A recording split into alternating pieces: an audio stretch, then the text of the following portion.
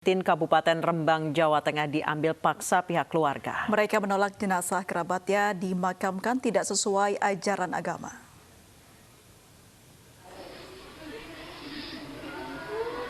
Pengambilan paksa jenazah pasien positif COVID-19 ini terekam kamera warga di Desa Karangmangu, Kecamatan Sarang, Rembang, Jawa Tengah.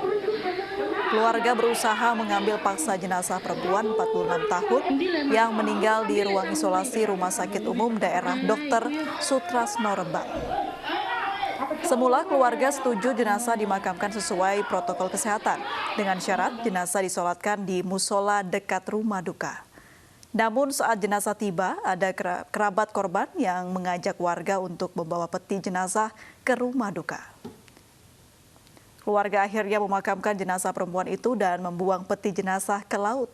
Keluarga yang mengambil paksa jenazah kini harus menjalani rapid test.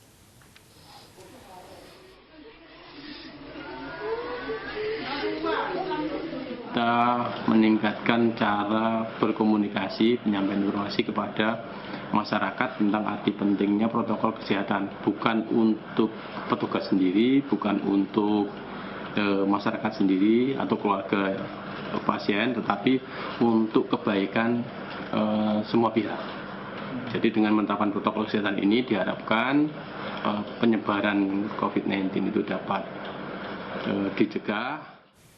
Sementara kasus positif COVID-19 di Jawa Timur masih menempati urutan pertama kasus terbanyak. Kini klaster baru muncul yang datang dari berbagai kantor media penyiaran di Jawa Timur. Jawa Timur memiliki klaster baru penyebaran COVID-19. 2 kantor media di Jawa Timur ditutup sementara. Stasiun TVRI Jawa Timur ditutup selama 15 hari setelah 2 karyawannya dinyatakan positif COVID-19 dan meninggal dunia. 1 orang di bidang administrasi dan seorang editor mengalami gejala sesak nafas sebelum meninggal.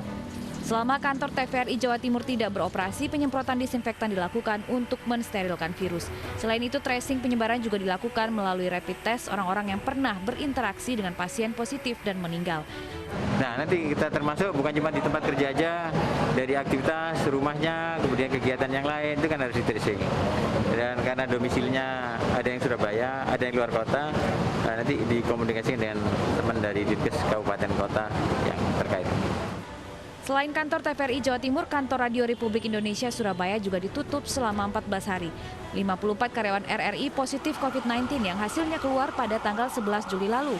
Radio Republik Indonesia Surabaya pun berhenti beroperasi hingga tanggal 28 Juli 2020. Penyebaran COVID-19 di Jawa Timur trennya terus melonjak. Dalam 5 hari terakhir hampir di atas 300 kasus setiap hari. Hingga saat ini mencapai 16.877 kasus tertinggi di Indonesia. Sementara kematian mencapai 1.226 orang. Tim gugus tugas terus memberi peringatan agar selalu mentaati protokol kesehatan dan budaya hidup bersih serta sehat. Dari Surabaya, Jawa Timur, Rahmat Ilyasan, iNews melaporkan. Pemirsa, Solo, Jawa Tengah dinyatakan menjadi zona hitam dan hal ini dikarenakan ada lonjakan hingga 5 kali lipat dalam sehari. Meski demikian, sejumlah objek wisata sudah mulai dibuka seperti Pura Mangkunegaran.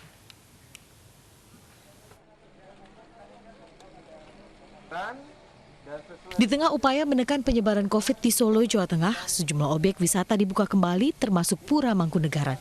Pengunjung diwajibkan mengikuti protokol kesehatan dan peraturan khusus, mengenakan masker, mencuci tangan, menjaga jarak, serta larangan menyentuh benda-benda di istana dan museum. Para pemandu yang merupakan abdi dalam Pura Mangkunegaran juga dibekali alat pelindung wajah dan sarung tangan. Cantik, dan saya tuh sebenarnya sangat rindu gitu dengan berwisata seperti ini gitu, apalagi ke Mangkunegaran juga, bahkan tempatnya kerajaan, putri, seperti itu. Cantik sekali, apalagi tadi di tempat keputren itu juga bagus. Jumlah kunjungan dibatasi. Jika biasanya satu pemandu wisata bisa membawa 40 hingga 50 wisatawan, saat ini pemandu maksimal hanya boleh membawa 10 saja. Protokol kesehatan kita terapkan sesuai dengan protokol kesehatan.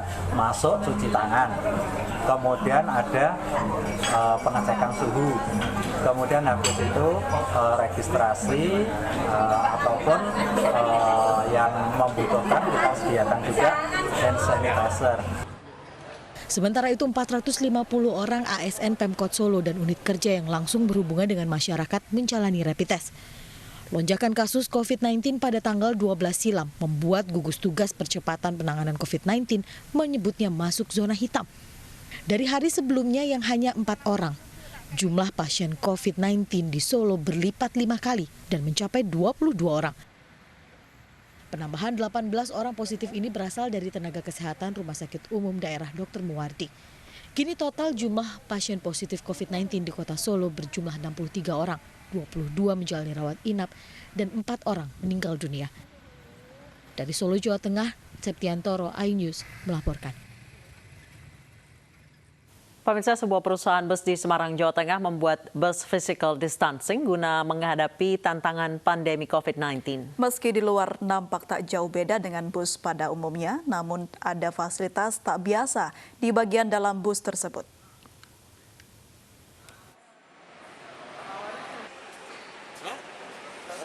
Pandemi COVID-19 memaksa industri otomotif Indonesia untuk berubah. Salah satu inovasi dilakukan oleh Karoseri Laksana Semarang, Jawa Tengah yang membuat bus physical distancing. Tampilan luar bus yang diberi nama Legacy SR2 tidak jauh berbeda dengan bus pada umumnya. Yang membedakan adalah fasilitas di dalam bus. Kursi bus berformasi 1-1-1, berjarak sekitar 100 cm, serta dilengkapi dengan saringan udara. Selain itu, di kabin bus dipasangi alat ultraviolet yang bertujuan untuk membunuh kuman dan bakteri, serta 4 jendela yang bisa dibuka tutup untuk sirkulasi udara. Kita juga telah memberikan beberapa fitur keselamatan lainnya. Yang pertama, saat kita memasuki kendaraan ini akan dilihat adanya partisi pengemudi yang berguna untuk melindungi pengemudi dari paparan penumpang saat masuk atau keluar. Kemudian kita juga telah memberikan 2 titik filter udara yang dapat digunakan selama bus ini beroperasi. Dengan tampilan bus yang mengalami inovasi di bagian dalam, maka kapasitas penumpang menjadi berkurang hingga 70%. Dari Semarang, Jawa Tengah, Lurisa Lulu, iNews melaporkan. Ditutup karena 41 pedagang positif COVID-19, Pasar Cempaka Putih Jakarta disemprot disinfektan. Seluruh kios tidak diperbolehkan beroperasi selama 3 hari.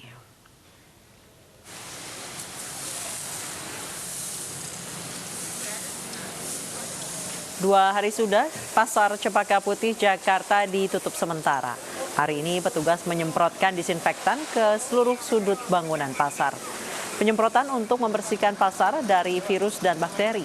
Pasar Cempaka Putih akan kembali dibuka Kamis besok setelah sebelumnya ditutup sejak Senin 13 Juli lalu. Penutupan pasar menyusul adanya 41 pedagang yang dinyatakan positif COVID-19 usai mengikuti swab tes massal.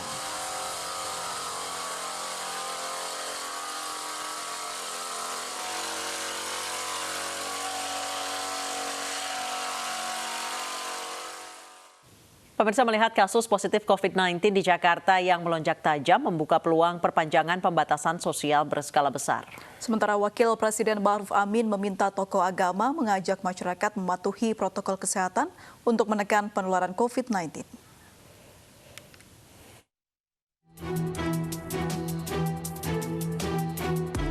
Terjadi lonjakan kasus positif COVID-19 pada pekan kedua setelah masa transisi fase kedua dilanjutkan. Angka positivity rate DKI Jakarta melonjak 2 kali lipat menjadi 10,5%. Padahal angka aman dari rata-rata kasus positif atas hasil PCR seharusnya di bawah 5%. Gubernur DKI Jakarta mengatakan meningkatnya kasus positif di ibu kota didominasi orang tanpa gejala atau OTG hingga 66%. Anies pun mengingatkan jika lonjakan kasus positif terjadi, ibu kota akan kembali ke masa PSBB awal. Jakarta mengalami lonjakan kasus tertinggi. Saya ingatkan kepada semua, jangan sampai situasi ini jalan terus sehingga kita harus menarik rem darurat atau emergency brake. Bila itu terjadi, maka kita semua harus kembali dalam rumah. Kegiatan perekonomian terhenti, kegiatan keagamaan terhenti, kegiatan sosial terhenti. Kita semua yang akan merasakan kerepotannya bila situasi ini berjalan terus. Sekali lagi dalam masa adaptasi kebiasaan baru ini saya ingin kembali mengajak para tokoh agama untuk tidak henti-hentinya mengingatkan para pemeluk agama agar tetap menjaga semangat, tidak berputus asa atau menyerah, serta mau memahami dan mematuhi protokol kesehatan yang dikeluarkan pemerintah.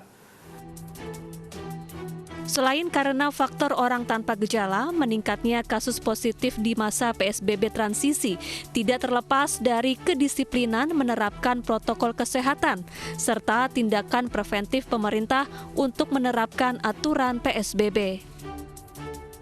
Pergerakan massa di ruang publik seperti transportasi umum dan pasar tradisional menjadi fokus pemerintah saat ini. Terutama indikasi OTG membuat penyebaran COVID-19 akan semakin tidak terkendali jika protokol kesehatan diabaikan. Dari Jakarta, Tim Liputan iNews melaporkan. Pemirsa, gugus tugas percepatan penanganan COVID-19 menjelaskan panduan Organisasi Kesehatan Dunia WHO yang menyebutkan virus corona berpotensi menyebar lewat udara. Warga diminta disiplin terapkan protokol kesehatan. Belakangan ini kembali muncul kekhawatiran masyarakat terkait sebaran penyakit COVID-19 yang bisa disebarkan melalui udara atau airborne. Perlu kita pahami bersama bahwa ilmu mengenai COVID-19 masih terus berkembang. Berbagai penelitian masih terus-menerus dilakukan.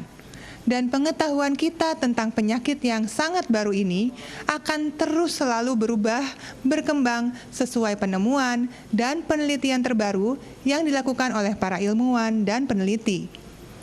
Perkembangan pengetahuan tentang virus SARS-CoV-2 penyebab COVID-19 begitu cepat. Menurut Badan Kesehatan Dunia WHO, setiap hari ratusan bahkan ribuan jurnal yang memberikan pandangan baru tentang virus ini, penyebarannya, pengobatannya, dan tentunya percobaan penemuan vaksinnya. Saudara-saudari, dalam rangka mencegah tertular dan menulari COVID-19, kita harus benar-benar mengerti bagaimana, kapan, dan dalam situasi apa saja penyebaran virus SARS-CoV-2 terjadi antar manusia. Dalam pernyataan resmi WHO pada tanggal 9 Juli 2020, diterangkan bahwa transmisi atau penularan SARS-CoV-2 terjadi terutama melalui percikan atau buliran air liur atau droplets, baik secara langsung, tidak langsung, ataupun kontak dekat. Sementara itu jumlah pasien positif COVID-19 di Indonesia masih terus bertambah. Hari ini 1.591 pasien. Hal ini disampaikan juru bicara penanganan COVID-19 Ahmad Yuryanto berikut ini. Kita telah melakukan pemeriksaan spesimen sebanyak 23.001 spesimen, sehingga total spesimen yang kita periksa hari ini adalah 1.097.468 spesimen. Dari jumlah ini kita mendapatkan kasus terkonfirmasi positif sebanyak 1.591 orang, sehingga totalnya kita sekarang sudah mencapai 78.572 orang. Mari kita lihat sebaran kasus yang kita dapatkan pada hari ini, kasus terkonfirmasi. Yang pertama adalah Jawa Timur hari ini melaporkan 353 kasus baru dan 352 sembuh. Kemudian DKI Jakarta 268 kasus baru dengan 120 sembuh. Sulawesi Selatan 197 kasus baru dan 144 sembuh. Kalimantan Selatan 161 sembuh dan 161 kasus baru dan 54 sembuh. Sumatera Utara 130 kasus baru dengan 20 sembuh. Bali 101 kasus dengan 64 sembuh. Jawa Tengah 80 kasus baru 30 sembuh, Jawa Barat 74 kasus baru dan 28 sembuh. Demikian seterusnya hari ini ada 20 provinsi yang melaporkan kasus baru di bawah 10. Bahkan ada 5 provinsi yang hari ini melaporkan tidak ada penambahan kasus, diantaranya Kalimantan Barat, tidak ada kasus baru dan melaporkan 13 sembuh. Kemudian Kalimantan Utara, Lampung, Maluku, Nusa Tenggara Timur semuanya tidak ada laporan kasus baru. Total kasus sembuh yang kita dapatkan hari ini adalah 947 orang, sehingga kemudian sembuh menjadi 37.636 orang.